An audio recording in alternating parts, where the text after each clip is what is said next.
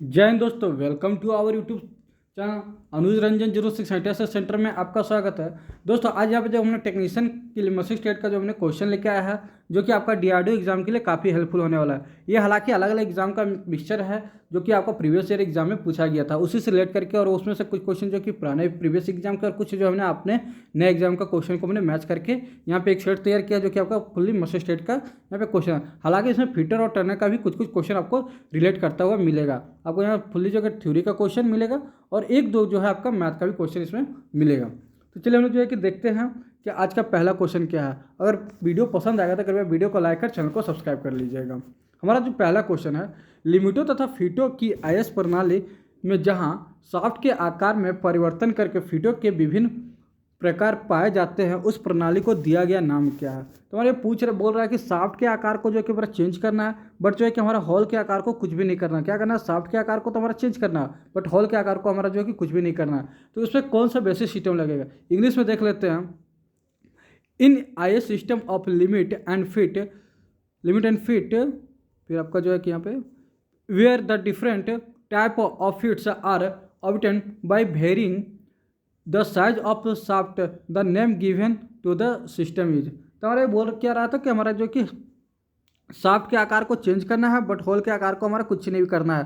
तो इसमें कौन सा बेसिस सिस्टम लगेगा, तो ऑप्शन है हमारा हॉल बेसिस सिस्टम, सेकंड है लिमिट बेसिस सिस्टम, थर्ड है shaft basis system and fourth है नन ऑफ दिस। तो इसका जो राइट आंसर हो जाएगा वो हमारा हो जाएगा हॉल बेसिस सिस्टम। क्यों, क्योंकि यहाँ हमारा पूछ रहा है कि शाफ्ट के आकार को परिवर्तन करता है, यानी कि बदलता है, ना कि हॉल के। तो जिसको स्थिर रहेगा, जो एक मोमेंट में बना रहेगा, तो उसका बेसिस सिस्टम होता है ना कि हॉल बेसिस सिस्टम, इसका राइट आंसर। जब अगर हमारा यही बोलता है कि हॉल के जो है कि आकार को चेंज करता है, बट जो है कि शाफ्ट के आकार को स्थिर रखता है, तो हमारा क्या होता है उसमें, हमारा उसमें शाफ्ट बेसिस सिस्टम हो जाता है। बट हमारा क्या पूछा है, तो हमारे यहाँ पे पूछा है कि शाफ्ट के आकार को जो है कि चेंज करना और हॉल के आकार को स्थिर रखना, इसलिए हमारा जो यहाँ पे हॉल बेसिस सिस्टम हो जाएगा। चलिए नेक्स्ट क्वेश्चन देखते हैं। नेक्स्ट क्वेश्चन क्या बोलता है, एक अपघर्षक चक्र के ग्रेन के आकार को संख्या द्वारा सूचित किया जाता है। ग्रेन आकार के किस रेंज को बहुत अच्छा के रूप में संदर्भित किया जाता है। यानी कि हमारा इंग्लिश में देखते हैं, the grain size of a grinding wheel is indicated by number which range of grain size is referred to as very fine. तो हमारा बोल रहा है कि वेरी फाइन ग्रेन साइज के लिए हमारा कौन सा होगा। ऑप्शन है फर्स्ट है 10 to 20, सेकंड ऑप्शन है 30 to 60, थर्ड ऑप्शन है 220 to 600 एंड फोर्थ है 80 to 180। तो इसका जो राइट आंसर हो जाएगा, वेरी फाइन ग्रेन की बात कर रहा है ग्रेन साइज की, तो हमारा हो जाएगा 220 to 600। हमारा जो कि ग्रेन साइज कितने प्रकार के होते हैं, तो ग्रेन साइज हमारा जो है कि टोटल 4 प्रकार के होते हैं। कौन कौन सा, तो course, medium, fine and very fine. तो हमारा फर्स्ट जो है कि कोर्स का है, ये जो हमारा कोर्स का है। फिर सेकेंड जो है कि हमारा मीडियम है, मीडियम में कितना होता है, तो 30 से 60 तक होता है। कोर्स की बात की जाए तो 10 से 24 तक होता है, ठीक है। वहीं फाइन की अगर बात की जाए तो 80 से लेकर 180 तक होता है। वहीं अगर वेरी फाइन की बात की जाए तो 220 से लेकर 600 तक होती है। कितनी होता है, 220 से लेकर 600 तक होती है। ओके, तो ये हमारा जो कि राइट आंसर हो जाएगी। तो यहाँ पे क्या पूछा है कि वेरी फाइन की कितनी होता है, तो वेरी फाइन की हमारे 220 से लेकर 600 तक होती है। चलिए नेक्स्ट देखते हैं हम।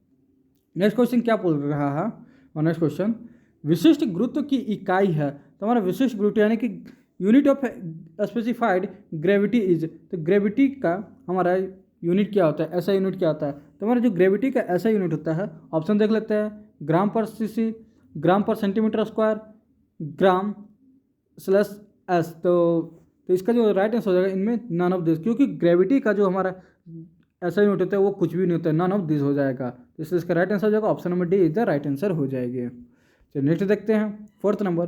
फोर्थ में क्या है, एक साधारण षडभुज के आंतरिक अंतर्विष्ट कोणों का योग क्या है। तो हमारे पूछ रहा है कि एक साधारण षष्ठभुज है, यानी कि हेक्सागोन है, sum of the induct angle in a range hexagon is. तो हमारे बोल रहा है कि एक हेक्सागोन का एक एंगल का मान कितना होगा। तो हेक्सागोन का टोटल मान कितना होता है, तो 720। और वहीं हमारा एक का पूछा है, तो एक का क्या हो जाता है, 120। तो इसका जो राइट आंसर होगा ऑप्शन नंबर डी इधर राइट आंसर होगा, 120 डिग्री इसका राइट आंसर हो जाएगी, क्योंकि हेक्सागोन का एक कोण का मान पूछ रहा है। ओके, तो नेक्स्ट देखते हैं। नेक्स्ट क्वेश्चन क्या बोल रहा है, पांचवा नंबर क्वेश्चन में है, लगातार उपयोग के कारण एक ऑफ हेड ग्राइंडर के अपघर्षक चक्र को स्थानीय रूप से चमकीला किया जाता है। इन कमियों को दूर करने के लिए आप कौन से उपकरण का उपयोग करेंगे। इंग्लिश में है, due to contents use the grinding wheel of an off hand grinder is glazed locally, what tool will you use to rectify their different। तो हमारा जो बोल रहा है कि अगर हमारा जो है कि जो ग्राइंडिंग व्हील है वो जो है कि चमकीला हो गया है, ग्लेज हो गया, तो उसको जो है कि हम लोग किसके थ्रू साफ़ करेंगे। ऑप्शन है बफिंग व्हील, या फिर डायमंड व्हील, CNB व्हील, या फिर डायमंड ड्रेसर। तो हम लोग इसको किसके द्वारा साफ़ करेंगे। अगर हमारा कोई भी व्हील अगर घिस जाए, चमकीला हो जाए, तो फिर हमारा उसको किसके द्वारा साफ़ करते हैं, तो डायमंड ड्रेसर के द्वारा हम लोग जो है कि उसको साफ़ करते हैं। ओके, तो हमारे ड्रेसर के में जो है कि हमारा व्हील में दो प्रकार की प्रॉब्लम होती है। एक क्या होता है, एक लोडिंग ऑफ व्हील हो जाती है, और एक हो जाता है हमारा ग्लेजिंग ऑफ व्हील। तो इसमें हमारा क्या पूछा है कि ग्लेजिंग ऑफ व्हील, हमारा जो है कि व्हील ग्लेज हो गई है, तो ग्लेज हो गई है तो इसके लिए हम लोग किसका यूज़ कर रहे हैं, तो डायमंड ड्रेसर का।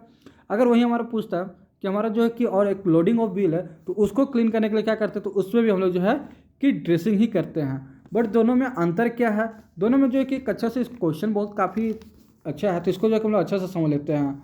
तो जो हमारा जो कि अगर बात की जाए लोडिंग ऑफ व्हील की, तो हमारा जो उसमें क्या होता है कि ग्राइंडिंग करते समय जब धातु के कण जो कि व्हील के एब्रेसिव में फंस जाता है, तो जो है कि फंस जाता है, और जिसकी वजह से कि धातु जो है कि काटना बंद कर देता है, तो वो हमारा जो है कि लोडिंग ऑफ व्हील कहलाता है। क्या कहलाता है कि लोडिंग ऑफ व्हील हो जाता है। जब हमारा जो कि धातु जो व्हील के ग्राइंडिंग व्हील में फंस जाता है, तो वो हमारा, और जो है कि किसी भी जॉब को अगर हम लोग ग्राइंड कर रहे हैं, टूल को ग्राइंड नहीं कर पा रहा है, या फिर तो हमारा क्या हो जाएगा, लोडिंग ऑफ व्हील हो जाएगा। वहीं अगर ग्लेजिंग की बात की जाए, तो ग्लेजिंग जो है कि हमारा क्या होता है कि जब धातु के व्हील बहुत ही हार्ड होता है और शीशे की तरह चमकने लगता है और कटिंग करना बंद कर देता है, तो उसे ग्लेजिंग ऑफ व्हील कहते हैं। ठीक है, तो इसको साफ करने के लिए क्या करना चाहिए, दोनों में ड्रेसिंग प्रोसेस करते हैं, बट इसमें जो है कि एक में diamond dressing according to option के हिसाब से जो कि डायमंड ड्रेसिंग करते हैं आपका ये ग्लेजिंग में, और जो है कि आपका वहीं अगर बात की है कि लोडिंग ऑफ व्हील में, तो उसमें भी ड्रेसिंग करते हैं। ठीक है, चलिए नेक्स्ट देखते हैं। नेक्स्ट क्वेश्चन क्या है, 6 नंबर। आई होप कि क्वेश्चन आपको अच्छे से समझ में आ रहा होगा, और वीडियो क्वेश्चन समझ में आ रहा है तो कृपया वीडियो को लाइक कर चैनल को सब्सक्राइब कर लीजिएगा। नेक्स्ट क्वेश्चन क्या है, 6 नंबर। 6 नंबर में है क्वेश्चन का जो कि साइज है वो काफ़ी छोटा है, क्योंकि हमने दूसरे क्वेश्चन से मैथ अलग अलग लिया है, जिसकी वजह से कि क्वेश्चन जो कि टाइपिंग में थोड़ा सा छोटा हो गया है, तो उसको जो है कि ध्यान नहीं देना है। हमारा जो मैं बोल रहा हूँ उसका साउंड को जो अच्छे से अगर आप लोग लोगे तो क्लियर आपको आवाज़ समझ में आएगी। तो नेक्स्ट देखते हैं 6 नंबर क्वेश्चन। 6 नंबर क्वेश्चन में क्या बोलता है, डाया 30H7 D6 D9 के मामले में H7 को सूचित करता है। तो हमारे पूछ रहा है in case of dia 30H7 upon D9 the H7 indicated. तो हमारे बोल रहा है कि जो हमारा ये है इसमें H7 का क्या मतलब है। तो हमारा H7 किसको इंडिकेट कर रहा है, तो H7 हमारा करता है ये फंडामेंटल ऑफ होल्स को। ठीक है, किसको करता है, इंडिकेट करता है, तो H7 जो हमारा कर रहा है वो फंडामेंटल ऑफ होल्स को कर रहा है। ठीक है, फंडामेंटल्स ऑफ होल को करता है। वहीं अगर बात की जाए 7 की, तो 7 जो हमारा क्या कर रहा है, तो ये IT7 को इंडिकेट कर रहा है। एक क्वेश्चन के साथ मैं जितना भी उसे बन सकता मैं उसको क्लियर कराना था। यहाँ पे बात किया कि हमने क्वेश्चन क्या पूछा था कि H7 किसको इंडिकेट कर रहा है, तो H7 जो कि होल को इंडिकेट करता है, जो कि फंडामेंटल ऑफ होल को दर्शाता है। वहीं अगर बात किया है IT7 की, यहाँ पे जो कि आपका यहाँ पे IT7 की अगर बात करते हैं, तो वो जो है कि IT7 किसको दर्शाएगा, ये जो सिर्फ 7 है, तो ये जो है कि हमारा जो है कि ग्रेड ऑफ टॉलरेंस को दर्शाता है, जो कि हमारा जो है कि यहाँ पे आप देखते होंगे IT1 IT2 IT3 ऐसे करके जो हमारा होता है वो उससे जो है ये लोग वो दर्शा रहा है। ओके, चलिए नेक्स्ट देखते हैं 7 नंबर क्वेश्चन क्या है। 7 में काफ़ी बहुत ही इंपॉर्टेंट क्वेश्चन, ये जो है कि 2 बार क्वेश्चन पूछा जा चुका है। एक बार इसरो में जो है कि 2012 में पूछा गया था। कब, तो 2012 में ये क्वेश्चन पूछा गया था। एक जो है कि आपका NCL कम फीटर में आपका 2019 में क्वेश्चन ये पूछा गया था। Same question, same digit and option भी सेम था। तो इसी को देखते हुए हमने जो है कि क्वेश्चन को मैच किया, क्योंकि कई बार ये क्वेश्चन पूछा जा चुका है, इसके लिए हमने ये क्वेश्चन को ऐड किया है। यह क्वेश्चन बोल रहा है एक कार के 2 वाइपर हैं जो अतिच्छादित नहीं करते हैं, यानी कि जो कि क्लीन नहीं करती। ये वाला एरिया आप देखते हो, जैसे हमारा एक कार है, मान लीजिए कार का एक शीशा है, तो ये कार का शीशा जो है कि हमारा यहाँ पे वाइपर लगा, तो वाइपर इधर क्लीन करता है और फिर हमारा जो है कि इधर क्लीन करता है। बट आप देखते हो कि उसको अगर गौर से, तो ये वाला एरिया जो है कि वो क्लीन नहीं करता है। ठीक है, आगे देखते हैं हम। आच्छादित नहीं करते। प्रत्येक वाइपर में थीटा कोण से होकर प्रसारित होने वाले 8 सेंटीमीटर की लंबाई से युक्त ब्लेड हैं। उस ब्लेड के प्रत्येक परस्पर में पाए जाने वाले कुल क्षेत्र हैं।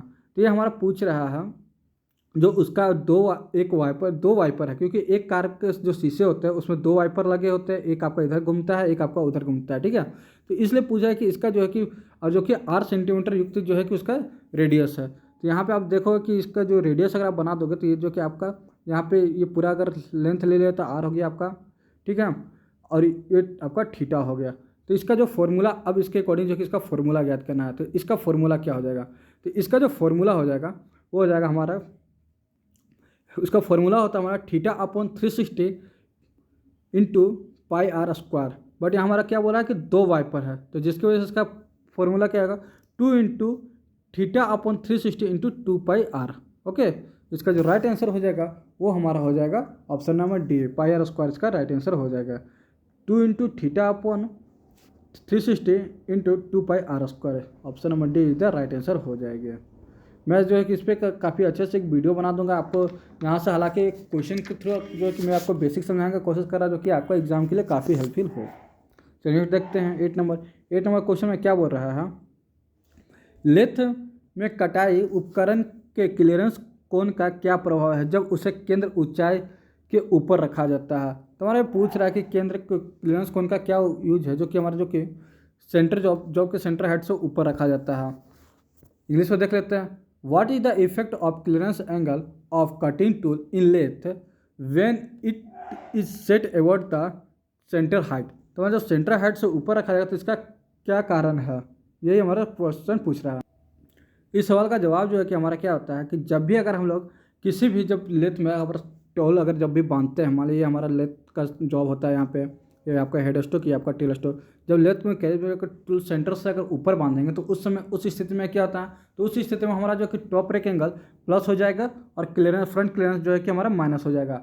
अगर वही बोलो, अगर हम लोग जो है कि सेंटर हाइट से अगर नीचे बांधेंगे टूल को तो उस स्थिति में हमारा क्या होगा, टॉप रेक एंगल जो कि माइनस होगा, फ्रंट क्लियरेंस एंगल प्लस हो जाएगा। ठीक है, तो ये हमारा क्या पूछ रहा है कि सेंटर हाइट से ऊपर बांध रखा है, तो ऊपर रखा है तो उस स्थिति में क्या होगा, हमारा फ्रंट क्लियरेंस एंगल जो है कि माइनस होगा। क्या होगा, फ्रंट क्लियरेंस एंगल जो है कि हमारा माइनस होगा और वहीं जो है कि टॉप रेक एंगल हमारा प्लस होगा। ठीक है, तो इसके लिए इसका जो राइट आंसर देख लेते हैं। ऑप्शन क्या हमारा, front clearance angle gets increase, second option है। तो ये तो हमारा जो है कि नहीं होगा, क्योंकि हमारा जो कि हमारा क्या बोल रहा है कि सेंटर हाइट से ऊपर, तो सेंटर हाइट से ऊपर जब भी हम लोग बांधते हैं तो उसमें फ्रंट क्लियरेंस एंगल हमारा जो है कि डिक्रीज होता है। तो सेकंड ऑप्शन देखते हैं। सेकंड ऑप्शन है front clearance angle get decrease, यानी कि option number B is the right answer हो जाएगी, ऑप्शन नंबर बी। तो इसका जो राइट आंसर है वो ऑप्शन नंबर बी हमारा है। इसका जो है कि इसमें 2 ही ऑप्शन हो जाते, 2 रीजन होते हैं। एक या तो हमारा जो कि सेंटर हाइट से ऊपर बंधाएगी टूल, एक जो है या तो हमारा सेंटर हाइट से थोड़ा नीचे बंधाएगी, और एक सेंटर टू सेंटर अगर हम बांधे तो उसमें तक कि फ्रंट क्लियरेंस एंगल नॉट जो कि not change in front clearance angle and top rake angle, कुछ भी जो है कि आपका चेंज होगा जब आपका सेंटर हेड में आप जो है कि टूल को बंद होगे। अगर जो है कि आप अगर ऊपर बांधते हो तो उस स्थिति में जो है कि हमारा क्या होगा, फ्रंट क्लियरेंस एंगल जो है कि माइनस होगा और टॉप रेक एंगल प्लस होगा। अगर हम लोग जो है कि उसको नीचे बांध देते हैं, सेंटर हेड से अगर नीचे बांध देते हैं तो उस स्थिति में हमारा जो है फ्रंट क्लियरेंस एंगल जो कि बढ़ जाएगा और टॉप रेक एंगल जो है हमारा घट जाएगा। ठीक है, चलिए नेक्स्ट देखते हैं हम। नेक्स्ट क्वेश्चन क्या बोलता है, 9 नंबर क्वेश्चन हमारा है, ढलवा लोहे को सर्वाधिक कटाई गति के साथ कर्तन करने के लिए कौन सा उपकरण पदार्थ सबसे अधिक उचित है? तो हमारा जो ढलवा लोहा पूछ रहा है ना कि for turning cast iron which tool materials is most suitable for turning which maximum cutting speed. तो हमारा जो कि बोल रहा है कि अगर ढलवा लोहा की हमारे कटिंग करनी है तो उसके लिए कौन सा हमारा टूल जो है कि सूटेबल होगा कास्ट आयरन की टूल के लिए? ऑप्शन है diamond, ferrous, stellite and cemented carbide and high speed steel. तो इसके जो है कि हमारे अकॉर्डिंग जो इसके राइट आंसर हो जाएगा वो जो है कि हमारा सीमेंटेड कार्बाइड जो है कि हमारा आंसर हो जाएगा। आप लोग बहुत कोई बोले कि डायमंड, तो डायमंड से क्या हर बार जो है कि यूज़ करना पॉसिबल है? तो नहीं, कास्ट आयरन का। तो इसलिए हम लोग डायमंड का यूज़ कहाँ करते हैं, तो हम लोग व्हील ड्रेसिंग में जो कि हम लोग डायमंड टूल का यूज़ करते जाता है। और कहीं एक्यूरेसी पढ़ने पर हम लोग और कहीं दूसरे क्षेत्र में कर सकते हैं, बट ज़्यादातर 90 to 95% केस में हमारा देखा जाता है कि हम लोग जो है कि व्हील ट्रेसर में ही हम लोग डायमंड टूल का इस्तेमाल करते हैं। अनदर में जो कि दूसरे टूल से हम लोग काम चला लेते हैं। तो यहाँ पे हम लोग जो इसका राइट आंसर क्या हो जाएगा, तो इसका राइट आंसर हो जाएगा सीमेंटेड कार्बाइड। अगर जो है कि किसी को लगता है कि नहीं सर इसका सीमेंटेड कार्बाइड नहीं होगा, तो वो लोग जो कि कमेंट बॉक्स में कमेंट लिख सकते हैं कि तो फिर इसका आंसर क्या आप जानते हो, ठीक है। चलिए नेक्स्ट देखते हैं 10 नंबर क्वेश्चन में पूछ रहा हूँ, 1 मीटर चौड़ाई, 1 मीटर लंबाई और 1 मिलीमीटर मोटाई से युक्त एल्युमिनियम शीट का भार ज्ञात करना है, ठीक है। तो ये जो है कि हमारा 1 मीटर चौड़ाई, 1 मीटर ऊंचाई, तो भार ज्ञात करना है। तो उसके लिए जो है कि इंग्लिश में अगर हम लोग देख लें, weight of aluminium sheet, density 2.7 gram पर सीसी, ऑफ साइज 1 मीटर चौड़ा, with 1 metre length and 1 millimetre thickness is. तो इसका जो है कि डेंसिटी जो है कि ज्ञात करना है, तो डेंसिटी भी दिया हुआ है, तो उसके अकॉर्डिंग जो इसका वेट ज्ञात करना है। तो इसका वेट कैसे करेंगे, तो ये आपस में जो है कि सबको मीटर वाले को जो कि सेंटीमीटर में पहले चेंज कर लेंगे और फिर मिलीमीटर को भी चेंज करके आपस में सबको जो है कि एक दूसरे से लेज करके मल्टीप्लाई करेंगे, तो इसका जो कि राइट आंसर आ जाएगा। इसका राइट आंसर मैं जो कि बता देता हूँ, इसका जो राइट आंसर हो जाएगा वो हमारा हो जाएगा 27 का, यानी ऑप्शन में ए इज द राइट आंसर हो जाएगी।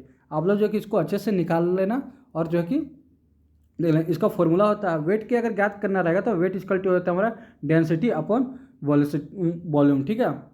तो यहाँ पे हो जाएगा घनत्व अपन आयतन, इसका राइट ऑप्शन अति फॉर्मूला हो जाएगा। चलिए नेक्स्ट देखते हैं।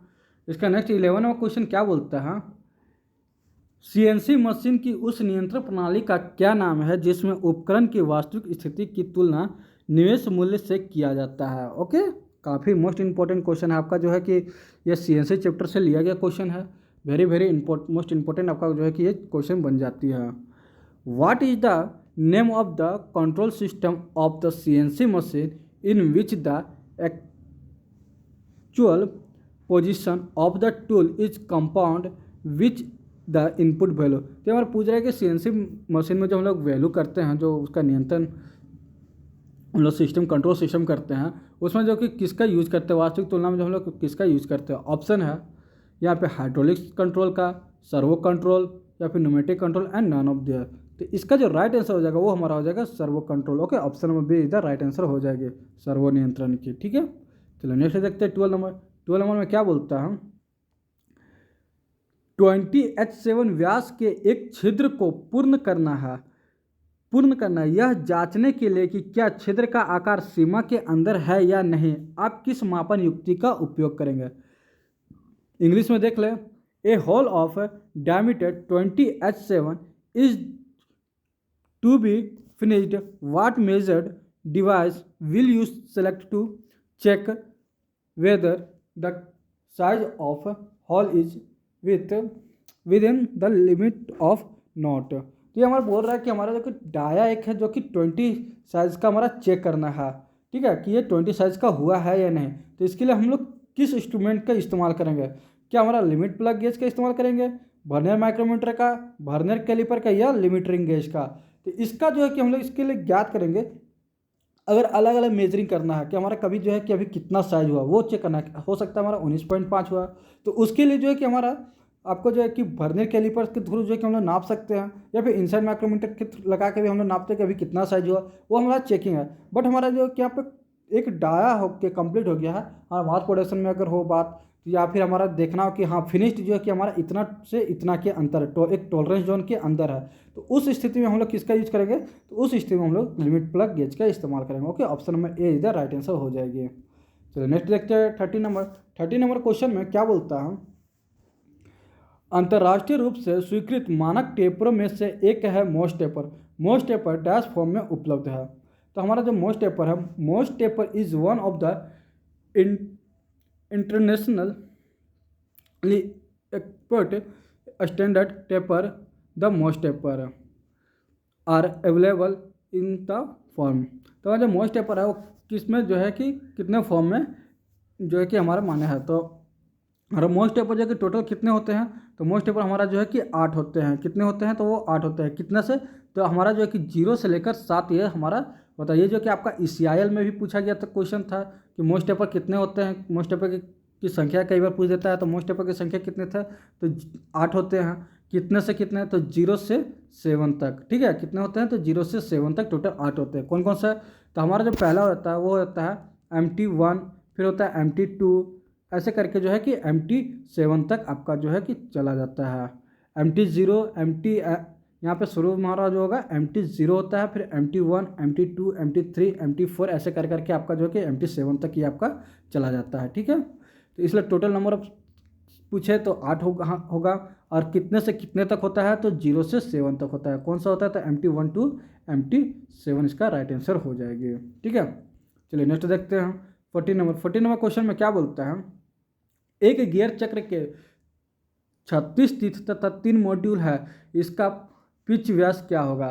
तो इसका पिच व्यास क्या होगा, ए गियर व्हील हैज 36 तीर्थ and 3 mm module, it's pitch diameter is. तो ये हमारा पिच डायमीटर जो है कि पूछ रहा है कि पिच डायमीटर क्या होगा। तो पिच डायमीटर इसका जो हमारा होता है मॉड्यूल इनटू आपका जो है कि नंबर ऑफ तीर्थ। तो जब इस दोनों को आपस में मल्टीप्लाई करोगे तो ये हमारा कितना आ जाएगा, 3 × 36 जब करते हो तो हमारा जो कि 108 यानी कि 108 आपका मिलीमीटर, यानी कि option number D is the right answer हो जाएगा। वहीं अगर आपकी जो है कि अगर पूछ दे, अभी तो हम यहाँ के पिच पूछा है, हो सकता है कि मॉड्यूल पूछे, तो मॉड्यूल बराबर क्या होता है, तो मॉड्यूल अगर ज्ञात करना रहेगा तो उस स्थिति में इसका जो फॉर्मूला हो जाता है वो हो जाता है हमारा पिच डायमीटर अपॉन जो है कि नंबर ऑफ तीर्थ, इसका जो कि फॉर्मूला हो जाती है, ठीक है। चलिए नेक्स्ट देखते हैं। ये जो कि आपका कई बार एग्जाम में पूछा गया, आपका आई होप कि आपका ITI में भी कभी ना कभी पूछा गया होगा ये क्वेश्चन, ITI में, अप्रेंटिसशिप में। चलिए नेक्स्ट देखते हैं 15 नंबर क्वेश्चन में क्या बोलता है कि 0.018 का विभाजन 0.003 से करना है, डिवाइडेड 0.018 बाई 0.003। तो इसको जो है कि काफ़ी इजीली है, आप जो है कि इसको आसानी से कर सकते हो। जब ये उठाओगे तो ये 6 हो जाएगा, यानी option number C is the right answer हो जाएगी, ठीक है। चलिए नेक्स्ट देखते हैं हम। नेक्स्ट 16 में क्वेश्चन में क्या है, मशीन एवं उपसाधनों में वार्म एंड वार्म चक्र ड्राइवरों के उपयोग करने का मुख्य उद्देश्य क्या है। ये काफ़ी मोस्ट इंपॉर्टेंट क्वेश्चन, आपको जो है कि इसको मैं एक अलग से मैं आपको एक फिगर के थ्रू उसको समझाने वाला हूँ। इंग्लिश में देख लेते हैं। Main purpose of using worm and worm wheel drive is machine and the accessories is to. तो इसका जो कि क्या हो जाएगा कि हमारा जो कि worm and worm wheel drive को उपयोग करने का मुख्य उद्देश्य क्या है। तो चलिए इसके लिए मैं जो कि आपके लिए अलग से फ़ोटो लाया हूँ, मैं उसको दिखाता हूँ। तो यहाँ पे आप देख सकते हैं कि एक हम जो है कि हमारा फोटो है जो कि वर्म और वर्म व्हील का है, ठीक है। ये हमारा जो कि वर्म शाफ्ट हो जाता है, क्या होता है, वर्म शाफ्ट हो जाता है, और ये हमारा वर्म व्हील हो जाता है, ठीक है। तो इसका यहाँ से तो आप इतना समझ पा रहे होगे, इसमें क्या दिया गया है उसको क्लियरली समझ सकते हैं यहाँ से। वर्म और worm wheel, worm and worm जो है कि वर्म एक प्रकार की बेलनाकार रॉड होती है, ये इसके बारे में बात कर रहे थे। वर्म एक हमारा जो कि बेलनाकार रॉड होती है जिसके ऊपर वर्म चूड़ियाँ कटी होती है, वर्म चूड़ियाँ कटी होती है। इसके साथ मैश करने वाला गियर वर्म व्हील होता है। इसका प्रयोग वहाँ किया जाता है जहाँ दो शाफ्ट आपस में क्रॉस करती है। क्या बोल रहा है कि जहाँ पे दो शाफ्ट आपस में क्रॉस करती है, एक दूसरे के क्रॉस में होती है, क्रॉस करती है, और उसमें गति को स्थानांतरित करना होता है। इसमें मैंने गति का पावर ट्रांसमिट करना होता है। इसमें गति को क्रॉस वाइज ट्रांसमिट किया जाता है। इसके द्वारा गति की स्पीड को घटाया जाता है, यानी कि जो गति की स्पीड है उसको ही घटाया जाता है। इसका प्रयोग भार उठाने वाली मशीनों तथा इंडक्शन हेड में किया जाता है। तो हमारा ये क्या बोल रहा है कि हमारा जो कि वर्म एंड वर्म व्हील का जो काम है, ये हमारा जैसे कि वर्म व्हील हो जा रहा है एंड वर्म शाफ्ट हो जा रहा है ये। तो इसका जो है कि इसका जो है कि 2-3 महत्वपूर्ण काम है। ये जो क्या करता है, तो एक पावर ट्रांसमिट को करता है, क्रॉस वाइज वर्क में रहता है, पावर ट्रांसमिट करने का काम होता है। ये जो कि स्पीड को रिड्यूस करता है। फिर जो है कि ये हैवी वर्क जहाँ होते हैं, हैवी लोड मशीन का, जहाँ इसका उपयोग जो है कि भार उठाने वाली मशीन है कि हैवी वर्क जहाँ पे करने होते हैं वहाँ पे होता है। और इसका जो है कि दूसरा और आपका इंडक्शन हेड, जो कि आप देखे होंगे कि मिलिंग मशीन में आप लोग स्प्लाइन वगैरह काटना होता है तो इंडक्शन हेड के हेल्प से, इंडक्शन हेड और टेल स्टॉक लगा के जो कि आप स्प्लाइन काटते हो, या फिर आपको गियर काटना होता है तो उसके थ्रू जो है कि हम लोग करते हैं, तो इंडक्शन हेड का उपयोग होता है। तो वो सब में जो है कि हमारा वर्म व्हील और वर्म शाफ्ट लगा होता है। आई होप कि यहाँ से आपको समझ में आ रही होगी अच्छी तरह से, जिसके लिए हमने ये फोटो लगाया आपके लिए। चलिए इसका क्वेश्चन क्या था, इसका आंसर क्या होगा वो भी हम लोग देख लेते हैं। तो यहाँ पे जो है कि इसका राइट आंसर हो जाएगा हमारा, मशीन एवं उपसाधनों में वर्म एंड वर्म चक्र ड्राइवों का उपयोग करने का मुख्य उद्देश्य क्या था? तो मेन पर्पस क्या था? तो ये जो हमारा ऑप्शन देख लेते हैं, transmit large torque. Second option है provide large speed reduce from worm shaft to worm wheel. जी हाँ, तो इसका जो राइट आंसर हो जाएगा worm shaft to worm wheel हो जाएगा, क्योंकि वर्म शाफ्ट से जो है कि वर्म व्हील हो जाएगा। क्योंकि वर्म व्हील का जो हमारा होता है यह इस तरह से 20/1 होता है, 20:1। वर्म व्हील हमारा जब 20 और यहाँ पे जो कि सॉरी शाफ्ट जब हमारा जो है कि 20 राउंड घूमेगा शाफ्ट, तो व्हील हमारा जो है कि 1 राउंड घूमेगा। क्योंकि आप देख रहे हो तो डाया जो है कि हमारा शाफ्ट का कम था, व्हील का ज़्यादा था, तो डाया तो है कि जल्दी जल्दी घूमेगा और व्हील जो है कि हमारा कम स्पीड से घूमेगा। तो इसके लिए जो कि क्या होता है, तो इसमें जो है क्या आपका शाफ्ट जो है कि from worm shaft to worm wheel, यानी कि जो है कि provide large speed reduce from worm shaft to worm wheel, यानी कि वर्म व्हील जो है कि आपका वर्म शाफ्ट का स्पीड को कम करेगा और जो है कि वर्म व्हील आपका धीरे धीरे घूमता ही है। ठीक है, तो आई होप कि क्वेश्चन आपको समझ में आ गया होगा। चलिए देखते हैं 17 में। अगर क्वेश्चन अच्छा लग रहा है तो आप लोग वीडियो को लाइक कर चैनल को सब्सक्राइब कर लीजिए और अपने दोस्तों के साथ शेयर करते रहिए, क्योंकि काफ़ी मोस्ट इंपॉर्टेंट क्लास चल रही है और ऐसे ही मैं कंटिन्यू आपको क्लास लाऊं। इसके जो और भी आपके पास अभी मेरे पास क्वेश्चन बहुत सारे हैं। एक रैक के टूथ को मोटाई का मापना डैश द्वारा किया जाता है, यानी कि रैक टूथ के बात कर रहा है। The tooth thickness of A rack is measured by, तो हमारा जो है कि किससे हम लोग जो है कि रैक टूथ को मापते हैं, टूथ थिकनेस को हम लोग किससे नापते हैं? ऑप्शन है universal vernier caliper, flange micrometer, gear tooth vernier caliper and gear test indicator. तो हमारा जब भी अगर बात की जाए कि हम लोग जो है कि किसी भी जो कि गियर का अगर हम लोग मोटाई मापना हो, थिकनेस मापना हो, तो उसको हम लोग किससे नापते हैं? तो गियर टूथ वर्नियर कैलिपर से हम लोग नापते हैं। ओके, ऑप्शन नंबर सी इसका राइट आंसर हो जाएगी। चलिए नेक्स्ट देखते हैं 18 नंबर। 18 नंबर क्वेश्चन क्या है? एक फिनिश कट में एक शाफ्ट को मोड़ा जाता है। अच्छे से क्वेश्चन देखिएगा, एक फिनिश कट में एक शाफ्ट को मोड़ा जाता है, निम्नलिखित में से कौन सा प्राचलन सीधे मशीनिंग समय पर प्रभाव डालेगा? यानी कि ये मशीन टाइम पे ये पूछ रहा है कि कौन सा हमारा जो है कि ये चारों ऑप्शन में से कौन सा है जो कि हमारा मशीन टाइम में ये प्रभाव डालेगा। इंग्लिश में देख लेते हैं।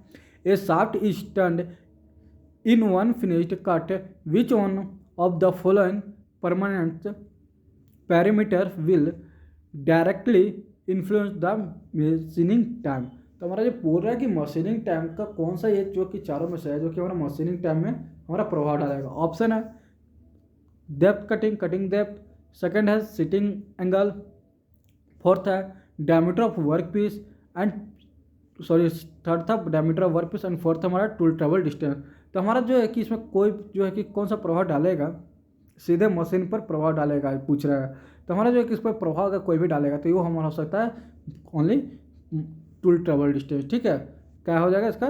वर्क उपकरण यात्रा दूरी, जो भी हमारा टाइमिंग अगर जो है कि क्योंकि जॉब की लंबाई पे हमारा जो कि टाइमिंग डिपेंड करता है, तो कितना लंबाई है इसके अकॉर्डिंग जो है कि ये प्रभाव डालेगा। वही बात है हो जाए कि डेप्थ ऑफ कट की, तो डेप्थ ऑफ कट जो है कि हमें नहीं है, क्योंकि इसका फॉर्मूला होता है मशीन टाइम की। अगर फॉर्मूला की बात किया तो मशीन टाइम बराबर होता है जॉब की लेंथ इंटू जो है कि हमारा नंबर ऑफ कट एंड अपन जो है कि हमारा फीट इंटू आरपीएम हो जाता है। ठीक है, इसको याद रख लीजिएगा। मशीन टाइम बराबर अगर पूछा तो job length into number of cut upon feet into RPM इसका जो कि फॉर्मूला होता है। इसके अकॉर्डिंग जब आप क्लियर करोगे तो आपको यहाँ पे समझ में आ जाएगा। इसलिए जो कि हमारा कौन सा प्रभाव डालता है अगर पूछ रहा है तो वहाँ पर टूल ट्रेवल डालेगा।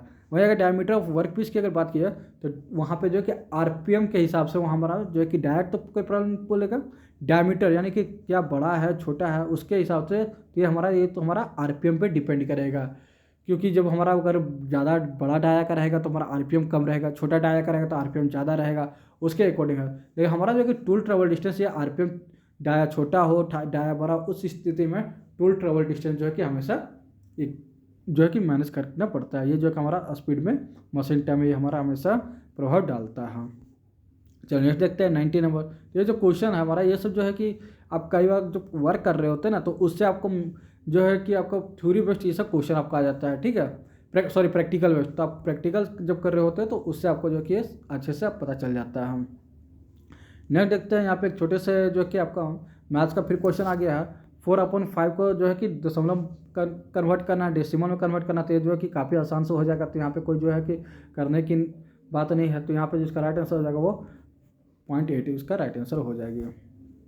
चलिए नेक्स्ट 20 नंबर देखते हैं। 20 नंबर क्या बोल रहा है, स्टडी रेस्ट का क्या कार्य है। तो स्टडी रेस्ट होता क्या है, तो स्टडी रेस्ट जो हमारा और कितने प्रकार का होता है, अगर ये भी हमसे क्वेश्चन पूछता है।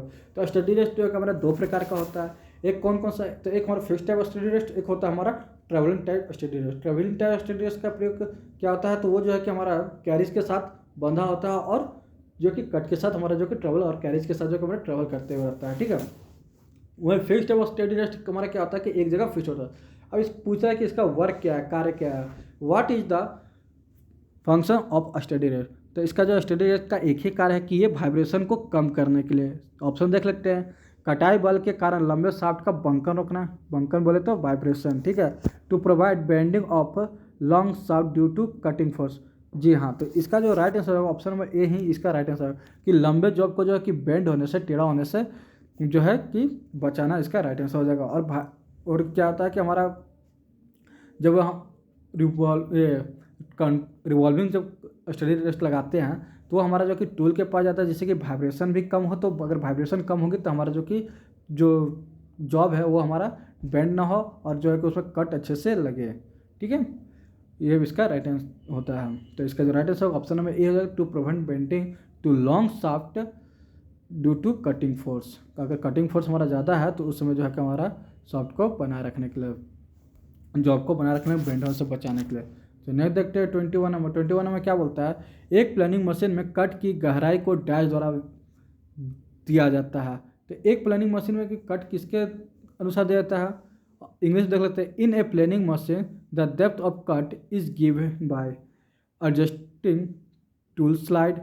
सेकंड ऑप्शन है rotating the feed screw of the tool holder. Third है moving cross slide. And fourth है लिफ्टिंग द वर्क पीस। तो हमारा जो कि प्लेनिंग मशीन में कट की डेप्थ ऑफ कट कब दी जाती है, तो ये हमारा जो कि रोटेटिंग फुल जो है कि हमारा rotating the feed screw of the tool, इसका टूल होल्ड जो है कि इसका राइट आंसर हो जाएगा। जो है उपकरण हमारा धारण को फीड स्क्रू का घूर्णन करता है, जब घूमते रहता है उसमें हम लोग जो है कि इसका डेप्थ ऑफ कट देते हैं। ओके, तो इसका राइट आंसर हो जाएगा ऑप्शन नंबर बी इधर राइट आंसर हो जाएगी। चलिए नेक्स्ट देखते हैं 22 नंबर। 22 नंबर हम बोल रहा है 5 मीटर लंबे है, यानी कि काफ़ी बड़ा जॉब है। 5 मीटर की बात कर रहा है, अगर मिलीमीटर बात किया जाता है तो हमारा लगता है 5,000 की। ठीक है, 5 मीटर लंबाई से युक्त एक वर्कपीस पर आपको एक समतल सतह बनाना है, यानी कि इस पर बोल रहा है कि एक समतल सतह, एक फिनिशिंग वर्क करना है, समतल सतह पर मशीन करना है। इसके लिए आप कौन सा मशीन को चुनेंगे, इंग्लिश में देख लेते हैं। You have to machine a flat surface on a work pieces of 5 meters length, which machine will you choose for this. तो इसका जो राइट आंसर हो जाएगा, हमारा जो कि लंबा जॉब है, काफ़ी लंबी जॉब है, तो उस पर हमारा जो कि मशीनिंग करना है, तो कौन सा मशीनिंग का यूज करेंगे, ऑप्शन देख लेते हैं। Planning, slotting, milling and shaping. तो यहाँ पे जो कि हम लोग यूज करेंगे वो हम लोग करेंगे प्लेनिंग मशीन का। ओके, इसका राइट आंसर क्या हो जाएगा, ऑप्शन नंबर ए इधर राइट आंसर हो जाएगी। चलिए नेक्स्ट देखते हैं 23 नंबर। 23 नंबर में क्या बोलता है, सीएनसी मशीन को डैश साधन द्वारा नियंत्रित किया जाता है। तो सीएनसी मशीन को किसके द्वारा जो है कि नियंत्रित की जाती है, ऑप्शन है प्रोग्राम, फिर सेकंड है एन ऑपरेशन द्वारा, थर्ड है कैम के द्वारा, या फोर्थ है प्लग बोर्ड सिस्टम के द्वारा। तो हमारा जो कि सीएनसी मशीन को जो हम लोग कंट्रोल करते हैं वो हम लोग प्रोग्राम के द्वारा कंट्रोल करते हैं। ओके, ये जो है कि आपको जो कि कई सारे एग्जाम में आपको ये पूछा जा चुका है, तो आई होप कि आगे भी पूछ सकती है।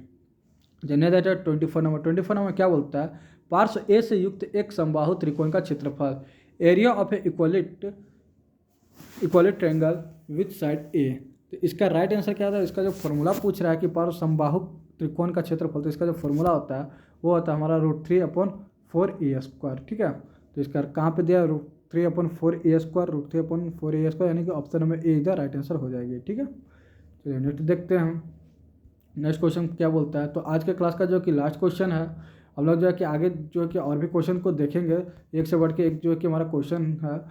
तो यहाँ पे आज 25 नंबर क्वेश्चन देखते हैं कि काउंटर बोरिंग डैश के लिए किया जाता है। तो काउंटर बोरिंग किसके लिए किया जाता है, ऑप्शन है छिद्र सिरे से डिबरिंग के लिए, छिद्र को ठीक आकार तथा बड़ा करने के लिए, गहराई फिनिश के लिए, सॉकेट हेड स्क्रू को समायोजित करने के लिए। इंग्लिश में देख लेता है, counter boring is done of. तो हमारा देखिए counter boring, counter sinking, spot facing, इससे जो है कि हमारा ये 3 पॉइंट जो है कि 3 पॉइंट में से किसी एक जो है आपको एग्जाम में हमेशा रहना है, या तो आपका काउंटर बोरिंग रहे, काउंटर सिंकिंग रहे, या फिर स्पॉट फेसिंग रहे, ये रहना ही रहना है। तो यहाँ पे हमारा क्वेश्चन पूछा कि काउंटर बोरिंग किसके लिए किया जाता है। तो काउंटर बोरिंग हम लोग जो कि करते हैं यहाँ पे सॉकेट हेड स्क्रू को जो कि स्थान देने के लिए, यानी कि एकमंडेड सॉकेट हेड स्क्रू। तो सॉकेट हेड का स्क्रू का दूसरा नाम जो है कि एलन स्क्रू भी होता है। तो कई बार जो कि आपको सॉकेट हेड स्क्रू ना देखे एलन स्क्रू भी वहाँ दे देता है। फिर होता है हमारा काउंटर सिंकिंग। तो काउंटर सिंकिंग किस लिए किया जाता है, तो वहाँ पे टेबल स्क्रू को स्थान देने के लिए। फिर स्पॉट फेसिंग किया जाता है तो वहाँ पे बोल्ट को स्थान देने के लिए। ठीक है, बस यही जो है कि इसका लॉजिक है छोटे छोटे। तो इस चीज़ को अगर आप लोग याद कर लोगे तो काफ़ी आपको जो है कि एग्जाम में हेल्प हो जाएगी। चलिए नेक्स्ट देखते हैं, जो कि नेक्स्ट जो कि हम लोग अगला क्लास में देखेंगे। तो आई होप कि वीडियो पसंद आया होगा। अगर वीडियो पसंद आया तो कृपया वीडियो को लाइक कर चैनल को सब्सक्राइब कर लीजिए और अपने दोस्तों के साथ जरूर शेयर कीजिए। ठीक है, चैनल का नाम भी आपके सामने है, आप जो वीडियो देख रहे हैं तो आपको वहाँ पे दिख रहा है। तो प्लीज़ यार सब्सक्राइब करो और जो है कि बेल आइकन को प्रेस करके नोटिफिकेशन को ऑन कर लो, क्योंकि डीआरडीओ तक जो है कि आपका कंटिन्यू क्लास चलेगा। डीआरडीओ हो या आपका सेल है, अब यहाँ पे देख सकते हो कि सेल राउरकेला का भी फॉर्म फिल हो चुका है, बोकारो का फॉर्म फिल हो चुका है, आपका जो है कि भिलाई का नोटिफिकेशन आ चुका है, जो कि सेलम भिलाई और एक दुर्गापुर करके था, वो 3 का भी एक साथ नोटिफिकेशन आ चुका है। तो मैं उसका नोटिफिकेशन का लिंक भी आपको जो है कि डिस्क्रिप्शन बॉक्स में प्रोवाइड करा दूंगा। आप लोग जिस लोग को अगर नोटिफिकेशन नहीं देखा है वो लोग जो है कि हमारे चैनल पे देख सकते हैं। और जो है कि इसके साथ साथ जो भी दूसरे ट्रेड वाले हैं, आपका चाहे फिटर, टर्नर, फिर आपका वेल्डर, डीजल मैकेनिक, उसका भी अलग अलग क्वेश्चन जो है कि हमारा जो है कि चैनल पे प्रोवाइड है। डीजल मैकेनिक का हमने जो है कि ज़्यादातर क्वेश्चन ओएनजीसी टाइम करवाया था, जो कि आपको उसमें से बहुत सारा क्वेश्चन जो है कि आपका डीआरडीओ में भी मैच करेगा। तो आप लोग वहाँ से भी जाकर देख सकते हो। हम चलिए मिलते हैं नेक्स्ट वीडियो में, तब तक thank you and bye bye.